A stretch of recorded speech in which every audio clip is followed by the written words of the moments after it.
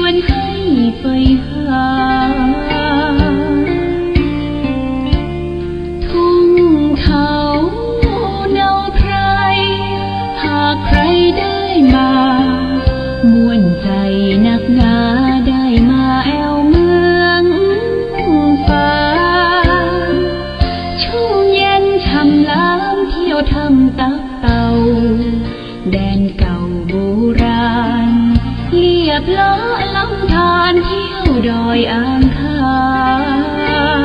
งเขื่อนน้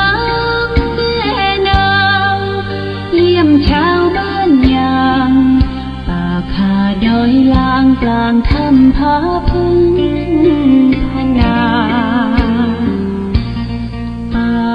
สวยน้ำใสน้ำใจสะอาดเมืองฟ้าธรรมชาติเสกสรรปั้นมาหลากพื้นเผ่าพันธุ์ร่วมกันพร้อมหน้าเสน่ห์นำพายมาเมืองฟ้าดอยดงหน้าแดนแห่งนี้มีชื่อเมืองปางท่ามกลางลมหนาวทุ่งท้องท้องกวาวชวนให้ลุ่มลงหากแม้นใครยืนสักครั้งก็คงยากแท้ลืมลงเมืองฟ้าฝังใจ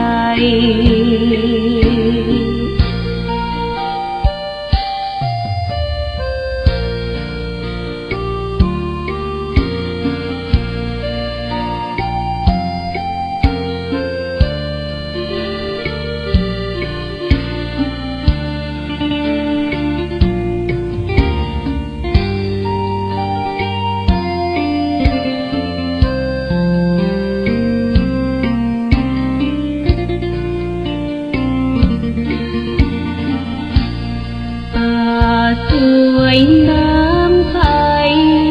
น้ำใจสะอาดเมืองฟ้าธรรมชาติเสกสรรปั้นมาหลากพื้นเผ่าพันธุ์ร่วมกันพร้อมหน้าเสน่ห์นำพายมาเมืองฟ้าดอยดงแห่งนี้มีชื่อเมืองปางท่ามกลางลมหนาวทุ่งท้องท้องกวาวชวนให้ลุ่มลงหากแม้นใครยืนสักครั้งก็คงยากแท้ลืมลงเมืองฟ้าฝังใจ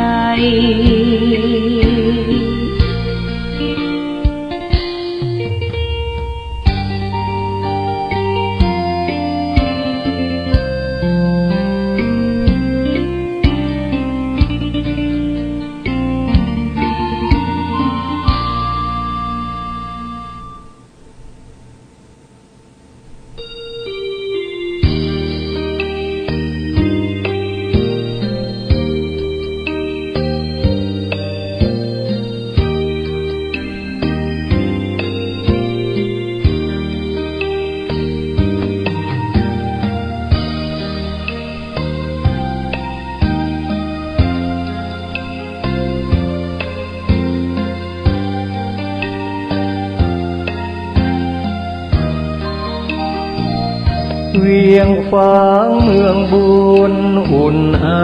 ถึงชัยประการน้ำกกแม่อายไหลผ่านสองฝั่งสายทานอุดมสมบู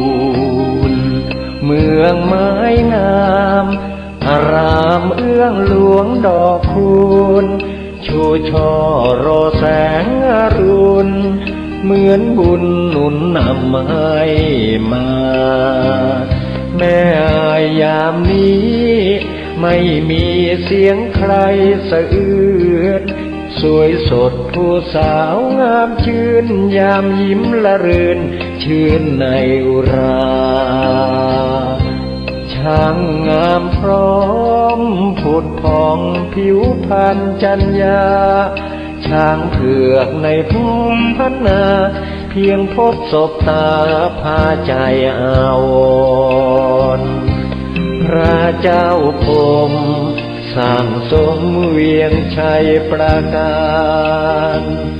สืบลูกสืบหลานเป็นตำนานเหมือนดังละครเหนื่อยยากเพียงใดทรงใส่ใจข้าราษฎรเชียงแสนแม่อายท่าตอนทรงขวาตอนร่วมเป็นธานีควรจงภูมิใจเทิดไว้เหนือกล้าวเกษาพระคุณมากล้นพันละนาสร้างเมืองมานับกว่าพันปีกอบกู้เวียงร้างสร้างวัดวิหารเจดีย์เรามีสุขทุกวันนี้เพราะพระบารมีของพระเจ้าพรหม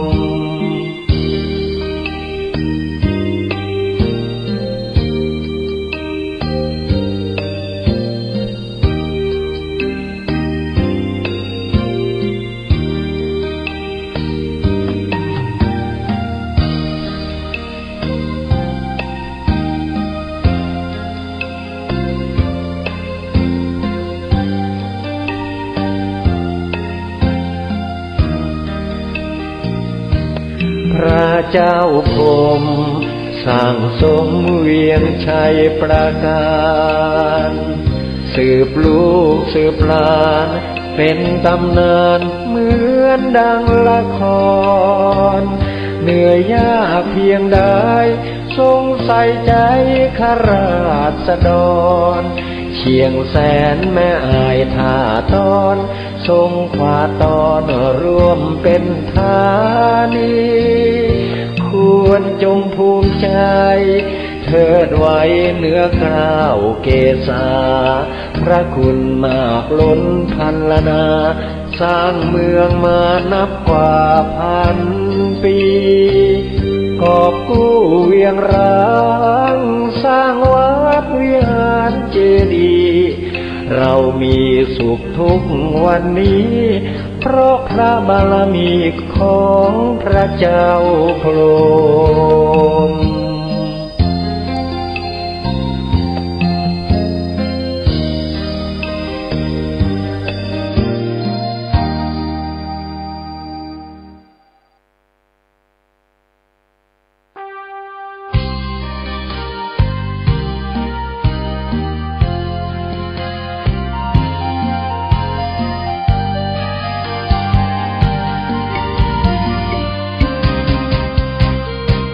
กำเนิดองค์บุญแห่งล้านนาไทย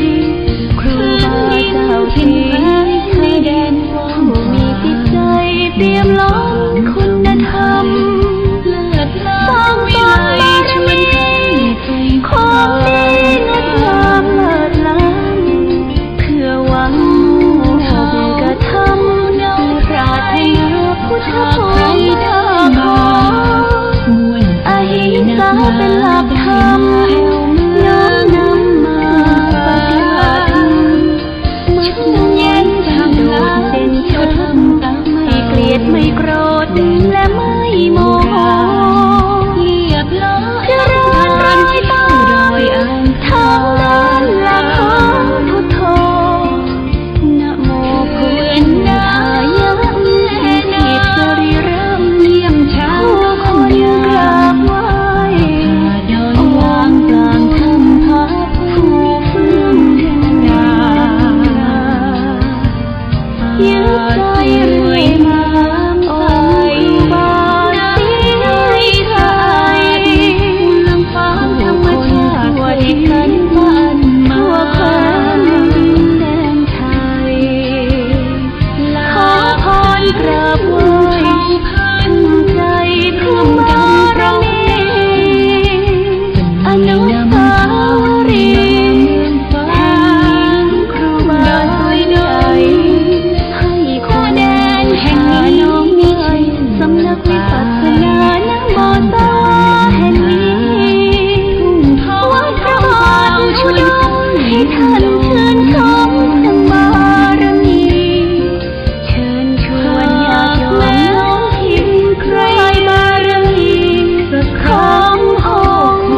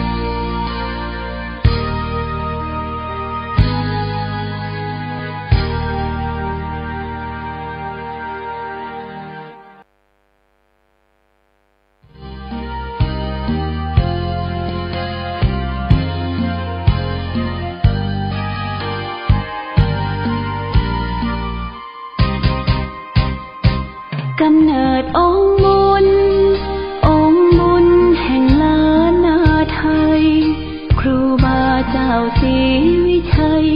ผู้มีจิตใจเปี่ยมล้น